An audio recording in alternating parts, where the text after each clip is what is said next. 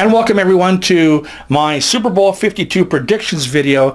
The Philadelphia Eagles taking on the New England Patriots. The defending champs are 5-point favorites in this game, and the total is 48. It's the number one team from the NFC versus the number one team from the AFC, as it should be. It's been a trend that's been happening recently, not last year, as the Falcons were actually number two, but in the 3 years prior to that, it has been number one versus number one. How did the Patriots get here? Well, they beat a pesky and resilient Jacksonville Jaguars team. Hats off to the Jags on a tremendous season, especially to quarterback Blake Bortles, the much maligned quarterback for the Jags, had probably the game of his career. It just wasn't enough. Jags had a lead, but you saw it, you've seen it before. The Patriots were able to adjust defensively, and then that Tom Brady guy took over and rallied them to a win.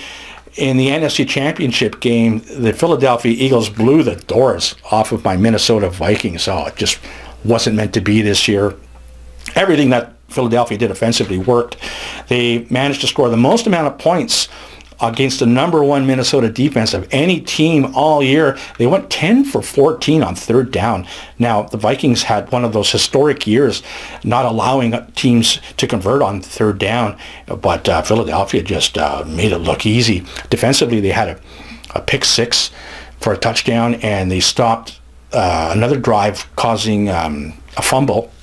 So they did it offensively and defensively.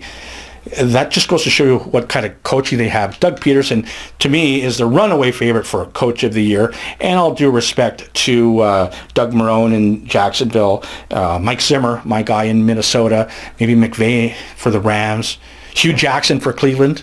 Hey, he was perfect. Come on. No, just all kidding aside, a very well-coached team Philadelphia is. And, of course, we all know how good Hoodie is on the New England side. So here's my thoughts of what's going to happen.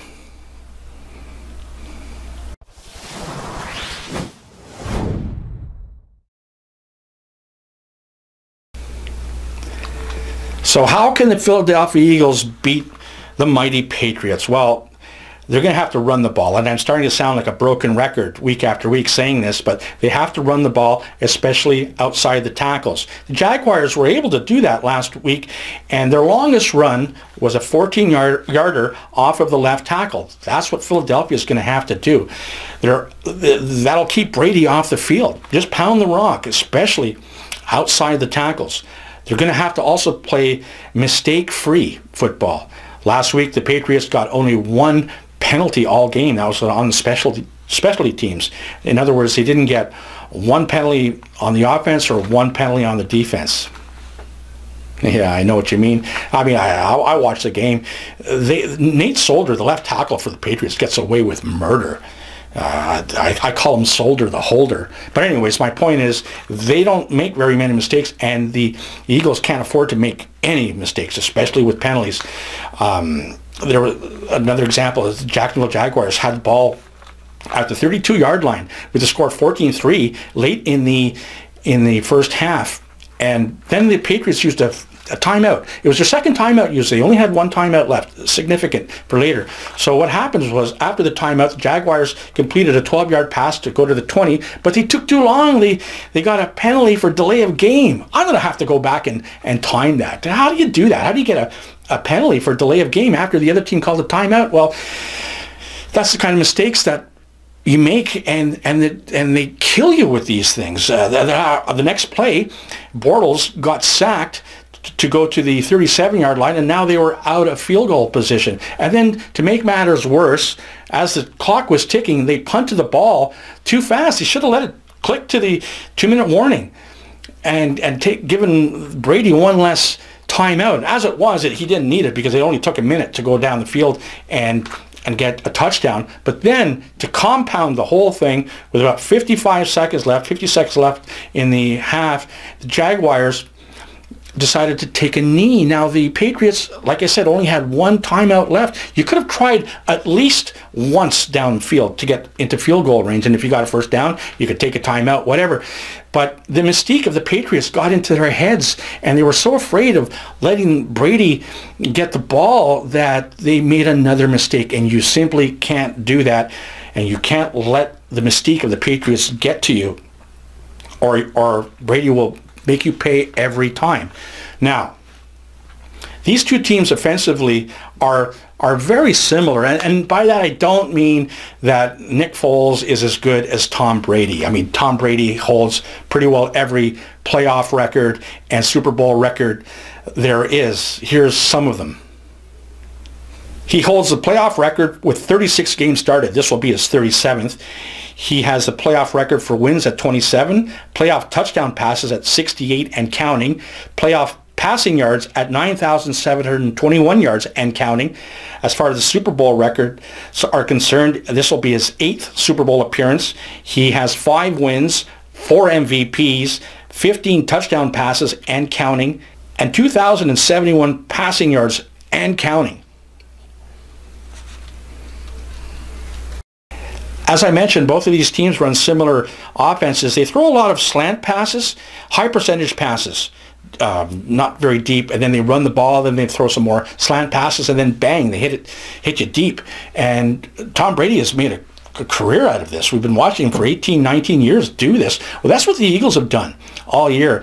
High percentage slant passes, run the ball, and then boom, they hit you downfield.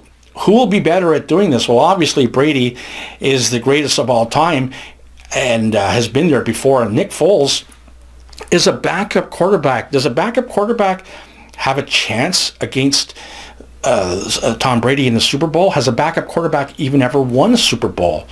Well, the answer, surprisingly, is yes. In Super Bowl V, when Baltimore Colts legend Johnny Unitas was knocked out in the second quarter with bruised ribs, Earl Morrall came off the bench and completed 7 of 15 passes in a 16-13 victory over the Cowboys. In Super Bowl 15, Jim Plunkett took over quarterback duties in Week 5 when Oakland Raiders starting quarterback Dan Pastorini broke his leg beating the Eagles that year. In Super Bowl 22, it was Washington Redskins backup Doug Williams taking over in the playoffs from the injured Jay Schroeder and throwing for 340 yards and 4 touchdowns in one quarter to claim MVP honors and the win. When Giants quarterback Phil Simms broke his foot in a loss to Buffalo in Week 15, seldom used career backup Jeff Hostetler took over under center, won the last 2 regular season games, and led the Giants to a victory in Super Bowl 25. Remember Kurt Warner? Everyone thought the Rams' 1999 season was already over when Trent Green went down with a season-ending knee injury in the preseason. Warner took over, and after leading the Rams to a 13-3 regular season, he capped that season off by leading the greatest show on turf to a victory in Super Bowl 34. Trent Dilfer took over for the Ravens after starter Tony Banks got benched and led the Ravens to a win in Super Bowl 35. Okay, maybe the Ravens defense actually won that game. And last but not least, when Patriots starting quarterback Drew Bledsoe got knocked out in Week 2 of the 2001 season, some unknown 6th-round draft pick ended up taking over the team, leading them to a victory in Super Bowl 36. That unknown 6th-round draft pick, none other than New England current starting quarterback Tom Brady.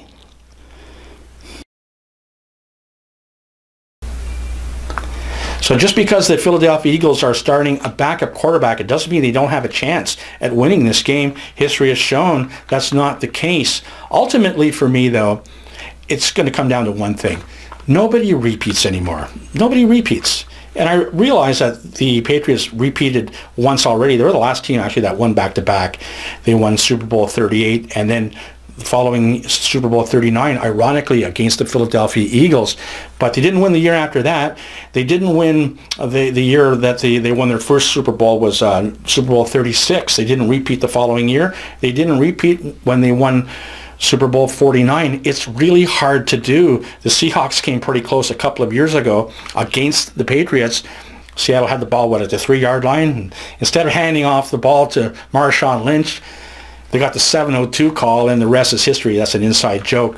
But nobody repeats anymore. So for me, that's the reason, and I think Philadelphia is hungrier.